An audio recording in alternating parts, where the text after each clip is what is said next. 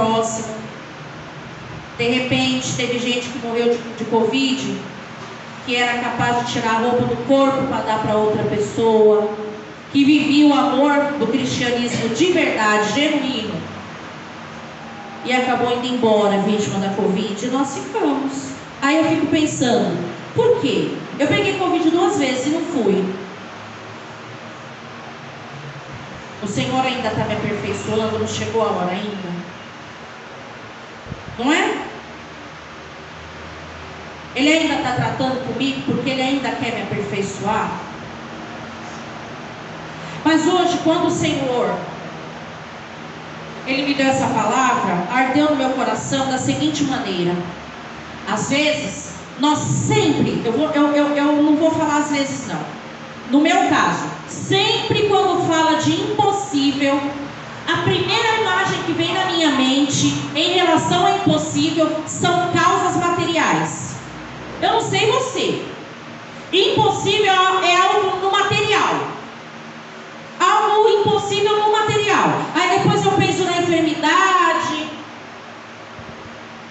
mas sempre algo impossível no material. Por exemplo, para mim hoje, agora, impossível é trocar de carro. Algum tempo atrás era ter um carro. Hoje trocar de carro é impossível. Mas eu já conquistei um impossível. Hoje eu tenho um carro. Aleluia! E foi sobrenatural ter um carro. Manter o carro também tem sido sobrenatural. Para todo mundo. Parou no posto de gasolina, você vê Jesus pulinho. Né? Eu não sei se você já fez isso, mas por exemplo, gás de cozinha. Quantas vezes eu já orei no botijão? Muitas. Oh Senhor, aqui ó. Multiplica. Eu sou quase do tamanho dele, né? Então é fácil. Ô Cida, me ajuda. Aí ó. Multiplica aqui, papai. O Senhor sabe a dificuldade que é. Ai, olha, Gelo, fica na sua. Tá? Aí eu penso logo, casa própria, hoje, impossível.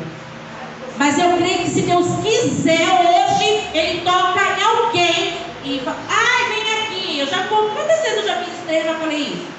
Porque eu creio, eu já ouvi testemunhos. Que a pessoa fingiu demência, levou o outro na agência e falou, ai, eu quero comprar um carro, vem me ajudar a escolher, ai, o carro é seu. Ah, vem aqui, não sei o que lá, essa casa, não sei o que lá, vem, olha aqui pra mim, essa chave aqui, ó, a casa é sua. Eu já vi testemunho. Glória a Deus. Eu creio nesse impossível. Aleluia. Eu já vi, trabalhei com uma moça que recebeu uma compra na casa dela, foi entregar, tu parava de entrar sacola e ela, de onde saiu, até hoje ela não sabe quem mandou aquela compra. Eu já vivi isso, o pastor já testemunhou quantas vezes aqui. Ou ele comprava leite, ou ele dava o dízimo, e Deus falou, filha, é melhor tu obedecer do que sacrificar. Ele deu o dízimo, chegou em casa, tinha um monte de compra dentro de casa. Deus tocou no moço que nem crente era, e era marca de coisa, não era nada genérico. As bolachas recheadas, passatempo original, as bolachas, tá pensando, João? Não era marca não. É, filho. Jesus mandou o homem comprar e ele comprou tudo de marca. Não era nada genérico, que nem a Rochelle lá, todo mundo ali no espaço vergonha comprando cupom. Era tudo original. Já vivi esse milagre, o impossível. Mas aqui no Atos 9, você tem um impossível que às vezes, quando a gente fala de impossível, é o último da lista que a gente vai pensar. É quando se trata de caráter. Ah! Sabe por quê? Porque aí é coisa que está no interior, ninguém vê. Porque aqui dentro, quando a gente está com roupa de crente, quando a gente está de banho tomado, perfumadinho, aí não tem, ninguém tem o que falar.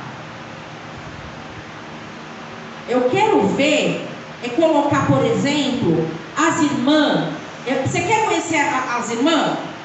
Coloca elas tudo dentro da cozinha. Elas para trabalhar junto, tudo na cozinha. Aí a gente vai saber quem é quem, na hora. Por quê? Porque uma vai começar a dar ideia para a outra. Ah, mas eu faço assim. Assim? Ah, mas tem certeza? Ah, mas eu não faço assim não. Aí a gente vai começar a conhecer. Ah, mas que exemplo, pastora? É porque você vai começar a cutucar o ego. Aí você quer ver a coisa pegar, é cutucar o ego. Como assim você lava o arroz? Não se lava arroz. Deus que me defenda que eu não vou lavar o arroz. Eu conheço uma senhorinha que ela é desse tipo. Conheço uma senhorinha que ela fala: porque eu sei que eles largam esses arroz pelo chão. Eu que não vou fazer o arroz sem lavar. Eu conheço uma senhorinha que faz isso. Aí vai uma briga, elas vão começar a se calvinhar. O moço, você quer saber quem é os irmãos? Eu tenho um segredo para te contar. Põe eles para jogar bola. Põe para jogar futebol. Chora antes. Não, mas o problema não é orar antes. É que o negócio é que a intercessão tem que agir durante o jogo. É para dar mutinada? Entendeu? Então a gente vai aflorar fora das quatro paredes do templo. Então eu quero ver, você ter foco no Deus que opera o impossível, nessa área. Então se a gente está colocando apenas um tema, o tema do culto no trimestre é Deus opera o impossível. Ok, amém. Então eu quero fazer propósito. Eu quero fazer jejum. Eu quero então fazer como eu individual. A igreja não chama de campanha, mas eu quero fazer como campanha. Fica à vontade. Se a gente fizer uma faixa e colocar aí na porta da igreja, campanha do trimestre, só porque chamou campanha e colocar Deus opera o impossível, um monte de gente virá. Mas vai vir com esse foco da bênção material, impossível na porta aberta, esse foco em coisas terrenas. Mas vai ser muito difícil você ver alguém que virá por uma causa que é impossível na questão do caráter. Meu Deus. Muito difícil. Você vai entrevistar a pessoa e falar assim: você ficou sabendo que a gente tem um culto temático chamado Deus opera o impossível? Fiquei. Eu vi na rede social que vocês postaram a arte que a menina fez, a moça lá de Portugal, coisa linda. Giovana fez a arte. Pois é. E aí eu quis participar. Mas qual foi o seu objetivo? Posso te perguntar? O que você quer? Eu quero que o Senhor entre com providência no impossível, porque esse ano eu preciso casar. É impossível. Mas eu quero logo tudo. Eu quero o noivo ou a noiva, eu quero o vestido, eu quero a roupa, eu quero a casa, eu quero os eletrodomésticos, eu quero tudo. É impossível. O que você quer? Eu quero a graduação, eu quero a faculdade, eu quero o carro, eu quero... Você vai ver a pessoa listar várias coisas. Vai ser muito difícil nessa entrevista você encontrar alguém que vai falar assim: eu quero ser crente. Olha isso. Eu quero ser cristão. Eu quero ser alguém que o caráter é cristão. Para mim hoje está sendo impossível. Está muito complicado para mim. Eu estou querendo fazer parte desses cultos com propósito, porque para mim hoje está sendo muito difícil ser crente. Eu consigo aqui na frente de vocês. No particular, está complicado. Está muito difícil receber uma fechada no trânsito e falar: ô glória. Ai, meu Deus. Está complicado. Está muito complicado meu marido me tirar da graça dentro de casa e eu não ser a rixosa. Muito difícil. Trata-nos, Senhor. Está muito difícil eu estar com escassez financeira e eu não estar murmurando. Está difícil. Então, hoje o Senhor nos chama para isso, filhos. Que tal vocês pensarem dessa forma? Que tal vocês entenderem que sim, eu opero impossível em todas essas causas que hoje pode ter passado pela sua cabeça. Não é para você deixar de pensar e que eu opero impossível em causas materiais. Enquanto vocês estão aqui na terra, vocês têm necessidades terrenas. Mas as necessidades terrenas são da terra. O que vai garantir o vinde benditos de meu Pai são as necessidades do seu caráter cristão. Porque para você ouvir o vinde benditos de meu Pai, você vai ter que ter trilhado aquele caminho estreito, que vai te levar a passar na porta estreita. Porque caráter cristão é que nos leva para passar nessa porta. Buscar esse caráter, desejar esse caráter, vai exigir de nós renúncia.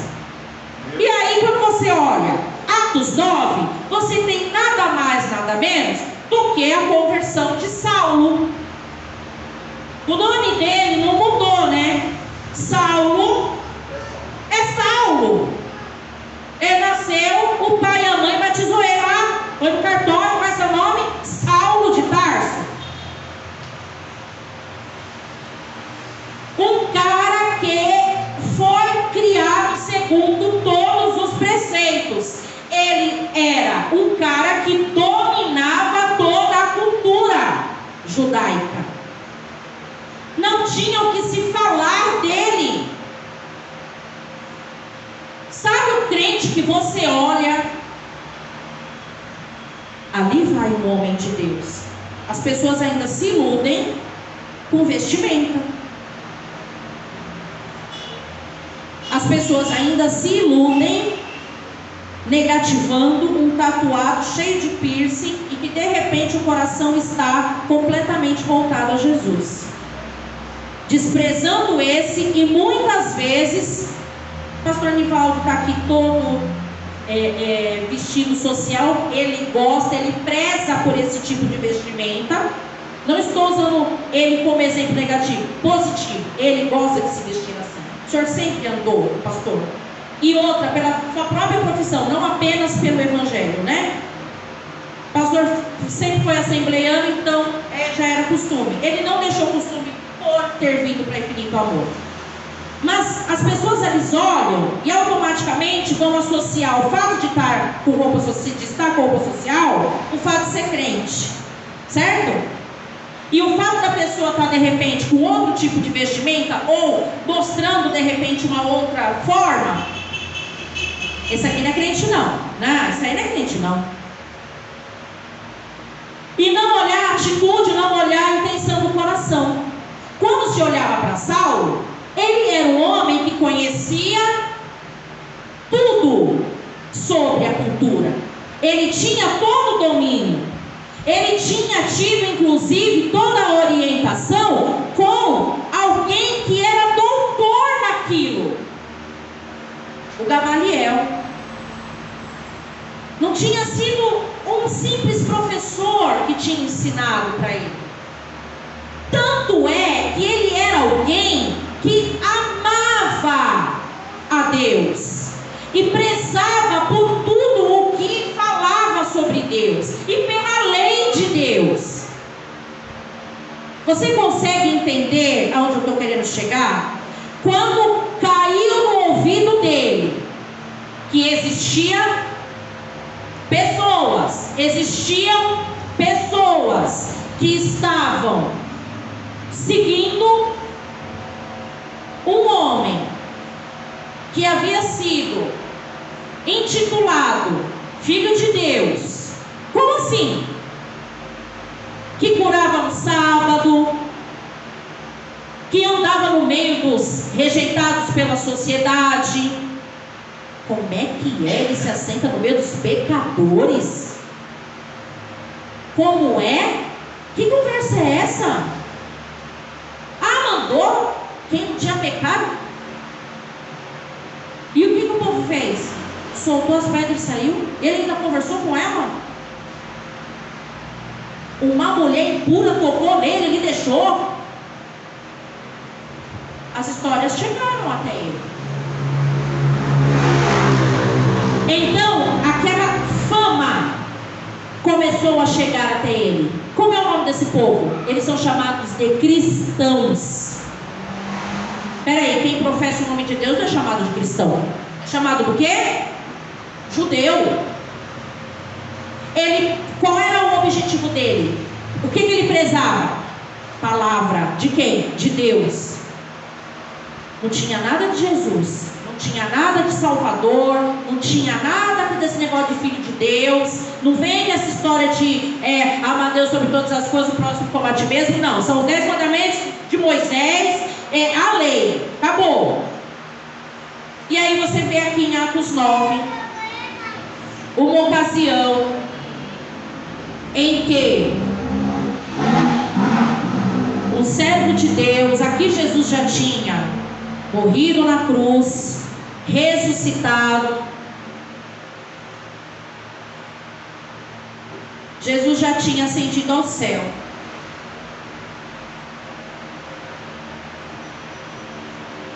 E aí, nós já tínhamos tido inclusive o episódio em que Estevão tinha sido apedrejado, o servo do Senhor. E Saulo, ele recebe então informação a respeito de outros cristãos, e ele recebe uma ordenança, aqui no versículo 1.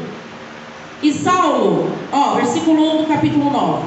E Saulo, respirando ainda ameaças e mortes contra os discípulos do Senhor, dirigiu-se ao sumo sacerdote e pediu-lhe cartas para Damasco, para as sinagogas, a fim de que se encontrasse alguns daquela seita. Para ele era uma seita.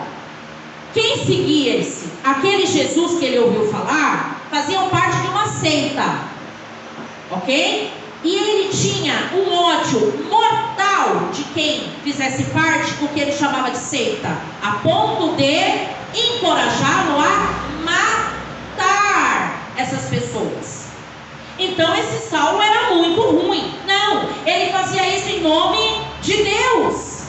Para ele estava fazendo isso corretamente, assim como para aqueles que são hoje servos de Alá. É muito tranquilo amarrar uma bomba no corpo e se explodir em meio àqueles de uma sociedade ocidental que são impuros aos olhos da religião islâmica, por exemplo, e que ofendem aos princípios deles.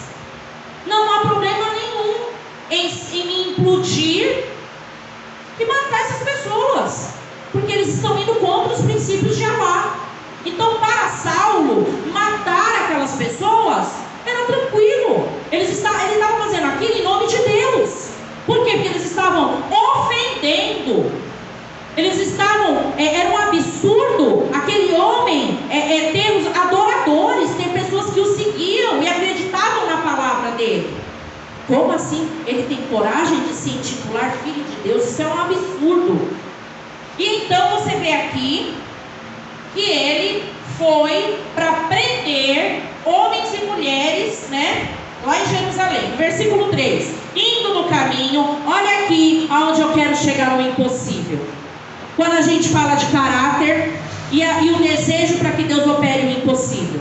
Saulo, em momento nenhum, eu posso conjecturar aqui com segurança, em momento nenhum, quando ele subiu no lombo do cavalo para ir até Jerusalém, ele não teve nenhuma intenção dele. Nossa, bem que Deus podia operar um impossível a caminho de Damasco na minha vida. Ele estava com o coração cheio de ódio. O que ele queria é que aquele cavalo fosse o mais rápido possível para ele chegar e encontrar o povo lá que seguisse e que fizesse parte da seita, que para ele era seita, e ele pudesse matar aquelas pessoas. Então, o que a Bíblia diz? E indo no caminho, aconteceu o quê? Chegando perto de Damasco, subitamente, o que é isso? De repente. Então imagina ele lá cavalgando, quando de repente o cercou um resplendor de luz do céu. Você acha que isso foi sobrenatural? É óbvio. Não foi um pisca-pisca. Foi um resplendor de luz, ao ponto do cavalo também ser impactado com isso. E caindo em terra, olha, ouviu uma voz que lhe dizia: aquele homem passou pela maior experiência da sua vida. Porque ele foi arremessado, porque se ele caiu em terra, ele não estava andando, ele estava no cavalo. Caiu em terra. E ele escutou: Saulo, Saulo, por que me persegues? Ele escutou a voz daquele que opera o impossível. Aleluia! Ele escutou a voz daquele a quem ele perseguia. Porque se persegue a noiva, você está perseguindo o noivo. Ele estava indo perseguir a noiva. Quem é a noiva de Cristo? A igreja. Aleluia! Hoje nós estamos aqui de porta aberta, mas nesse momento tem um monte de irmãos em Cristo que são noiva como nós, e que estão em igrejas escondidas, em cavernas, que estão em igrejas, em lugares que estão perseguidos. Eles cultuam as escondidas. Nós temos liberdade e não valorizamos, e não sabemos até quando. Só Jesus sabe. No 5, e ele disse: quem é Senhor? Aí esse Senhor já está com letra maiúscula, porque não tem como ele não ter reconhecido que era sobrenatural. Não tem como ele já não ter de imediato reconhecido que não era natural o que aconteceu com ele. Aquela voz não era voz normal, não era uma voz nem de comandante nenhum, de ninguém que ele já tinha ouvido no natural. Quem é Senhor? E disse o Senhor: eu sou Jesus. Se eu tivesse no chão ali mesmo, eu já ficava. Eu sou Jesus a quem tu persegues. Dura coisa te é dar coices contra os aguilhões. E ele, tremendo e atônito, você avalia o que é tremer atônito. Você estava indo perseguir o povo para matar, inclusive, porque seguiam aquele que acabou de falar com você. Quando você é pego na mentira, já não é terrível? Ele foi pego indo fazer algo muito pior. Mas eu imagino a voz de Jesus de uma forma tão doce, mesmo na autoridade dele. Eu imagino uma voz tão maravilhosa, eu imagino algo tão sobrenatural, que não é possível que esse constrangimento não tenha atingido ele a ponto de transformá-lo já a partir dali. Para mim, aqui já tem essa operação do impossível. Porque esse homem, gente, o Senhor já começou a transformá-lo a partir daqui. Se você já tem um tempo no Evangelho, você sabe que Saulo, que nós conhecemos como Paulo, né, que aí vem a ser o seu nome romano, foi um dos maiores escritores da Bíblia. Um homem que passou de perseguidor da igreja a alguém que padeceu pela igreja. Meu Deus! Alguém que o Senhor levantou para trazer e assim revelar através da vida dele coisas maravilhosas e tremendas. A maioria das palavras que são ministradas nas tribunas de igrejas e cultos e tantos lugares, desde que ele começou as suas viagens e começou a escrever suas cartas e tudo, e a Bíblia começou a ser divulgada, vem através desse impossível que Deus faz, a transformação de caráter que só Deus pode fazer. Se hoje você tem orado por alguém, se hoje você tem clamado pelo caráter de alguém, o Deus que opera o impossível, Ele não operou o impossível no caráter de Paulo apenas, Ele opera no meu, no seu e na vida daqueles que você tem estado. Graças a Deus. Ô pastor, você fala isso porque você não sabe quem é a pessoa por quem eu tenho orado. Não preciso saber.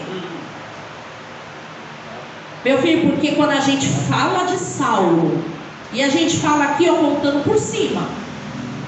Mas quando a gente fala de Saulo, se você pega uma pessoa que estudou bem a biografia dele, e aí você fica sabendo quem realmente ele é, ele estuda todos os pontos, você fica boquiaberto quando você descobre a obra redentora que Jesus fez na vida daquele homem. É verdade. Quem ele era e em quem ele se tornou. Aí você vai ver o que é o impossível do Senhor agindo no caráter de alguém. Aleluia, Santo Deus. Para você acreditar que quando você olha no espelho e você fala assim, ó, o povo fala, Deus tem obra na minha vida, ainda não consegui entender o que é isso. Que obra é essa? Eu não me vejo. Você precisa acreditar e começar a enxergar que o Senhor, Ele sim, Ele capacita. Muitas coisas a gente tem que ter vocação, tem que ter chamado. Mas uma coisa muito interessante na obra do Senhor é a disposição. Você ter disposição é algo muito importante dentro do processo de que Deus opera impossível.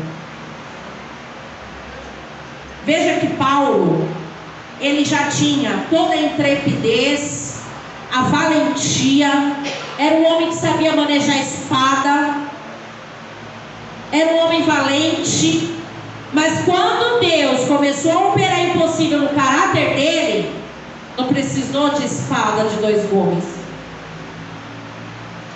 não precisou de valentia mais, precisou de submissão. Meu Deus, obediência, é forte essa palavra. renúncia.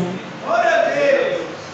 Olha só, estou fazendo questão de ler, a maioria conhece a passagem, mas eu quero fazer questão de ler por aqueles que ainda não conhecem. Versículo 6. Então ele teve um encontro com Jesus, Jesus apareceu para ele, falou, eu sou Jesus, a quem você persegue? Aí no 6, e ele tremendo e atônito disse, Senhor, que queres que eu faça? Ó, que impossível Deus operou ali, né? O homem estava indo matar quem seguia Jesus, rapidinho chamou Jesus de Senhor, já estava perguntando, o que o Senhor deseja? Eita Deus. Esse é o mistério. O que o Senhor quer que eu faça? Jesus logo disse, levanta, filhinho, entra na cidade e lá te será dito o que te convém fazer. Acho lindo quando o Senhor ele vai falando, né, por enigmas, porque Jesus já podia falar logo. Olha Jesus trabalhando o caráter.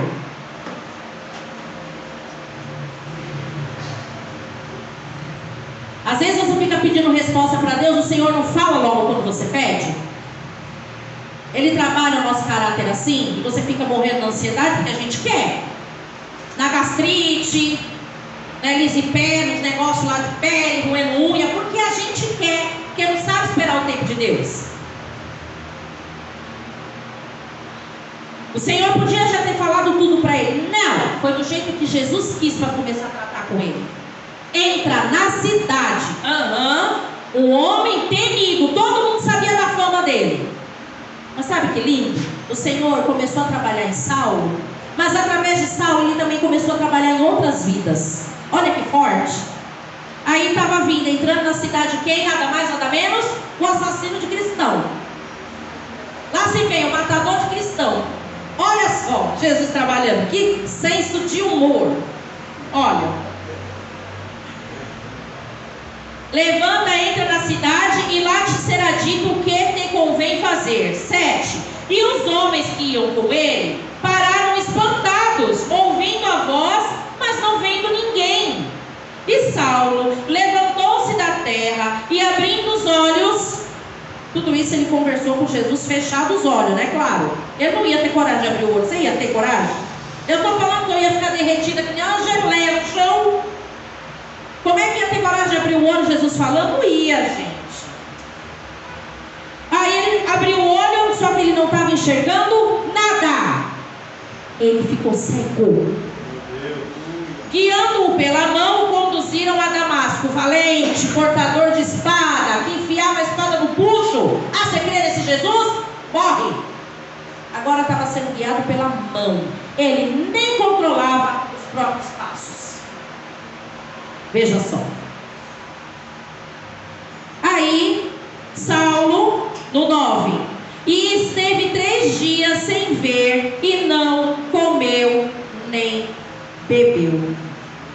Aí já teve que entrar no mistério do crente, fazer logo um jejum, né?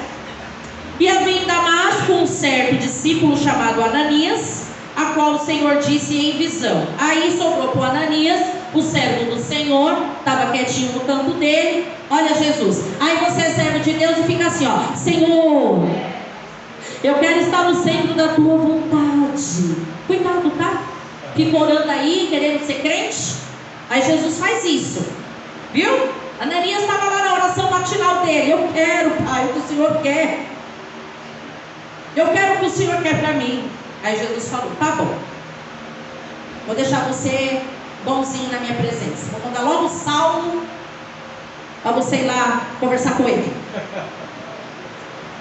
Aí no 10: e havia em Damasco um certo discípulo chamado Ananias, a qual o Senhor disse em visão: Ananias. E ele respondeu: olha, orei agora, Jesus, eis-me aqui, Senhor. E disse o Senhor: levanta-te e vai à rua chamada Direita, e pergunta em casa de Judas por um homem de Tarso, chamado Saulo, pois eis que ele está orando. E numa visão ele viu que entrava um homem chamado Ananias, e punha sobre ele a mão, para que tornasse a ver. E respondeu Ananias: Senhor, há muitos ouvi, olha só, acerca desse homem, quantos males tem feito aos teus santos em Jerusalém. E aqui tem poder dos principais dos sacerdotes para prender a todos os que invocam o teu nome. Olha aí, crente. Está vendo a nossa hipocrisia? Ananias era servo de Deus. E ele não era um servo qualquer. Ele aparece nessa história aqui, ó, não é por acaso. Eu não estou brincando quando eu creio que ele estava orando, pedindo para ser sempre aquele que faz a vontade de Deus. O Senhor pega e fala para ele: Ananias, querido, vai lá na casa de Judas, tem um homem lá orando. Olha só, ele já estava em jejum 3 dias, já estava até orando. Saulo, que queria matar os crentes, já estava na oração já. Ele está orando e ele já viu durante a oração um homem chamado Ananias. Você, Ananias, foi sorteado. É você que vai lá orar por ele. Mas, Senhor, vamos trazer para o dia de hoje Fernandinho bem normal. Como é que é o homem do... Esse aí. O senhor quer que eu vá onde lá? Orar por ele? Mas eu escutei falar: oh Jesus, não é melhor a gente mudar o... A gente ora, mas muitas vezes a gente não quer aceitar a maneira do Senhor trabalhar no impossível. E muitas vezes, para que o Senhor trabalhe o impossível em nós, é na hora que o calo aperta no All-Star. Tu já usou um All-Star novo? Rói o dedo da gente. E dói. E dói, tá? A gente não quer entender que impossível, a gente quer que Deus opere impossível na vida da gente, como se fosse fácil de mágica, que nem assim que Deus faz, não. É trabalhando no nosso caráter. É trabalhando no nosso... eu creio. Ô glória. Não, gente. Ananias era servo. O Senhor não escolheu ele à toa. Mas ele era ser humano. Olha como ele foi lá e ficou indagando a Deus. Tem outro não, Senhor? Não tem uma pessoa que sabe lutar, alguém que sabe fazer esgrima para poder ir lá orar por ele? Porque eu ouvi falar que esse moço ele gosta de matar os crentes. E eu sou quem? Crente. O Senhor está pedindo para eu ir lá, logo eu. 15. Disse-lhe, pois, o Senhor: ó Jesus, que lindo, vai lá, filho, porque este é para mim um varão escolhido. É por isso que você não vai deixar de orar por essa vida que você tem orado. Mesmo que você ore, e quando acabar esse culto aqui, você vai chegar na sua casa e vai estar do mesmo jeito. Você vai continuar orando.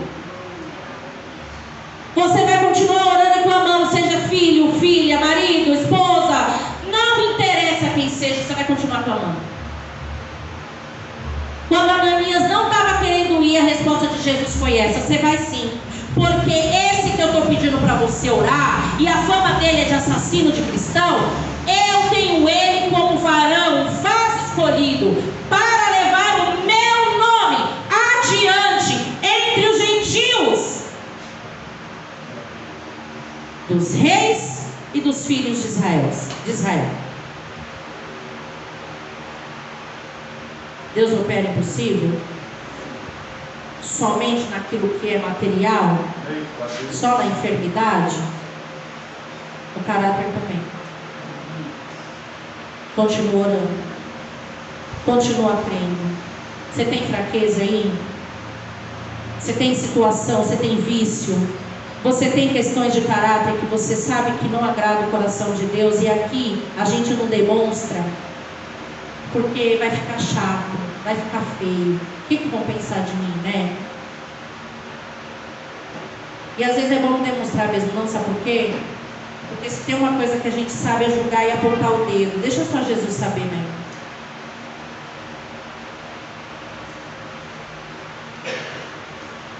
Vem, meu querido, vem cá, vem. Vai lá, já vai buscar seu filho ali, ó.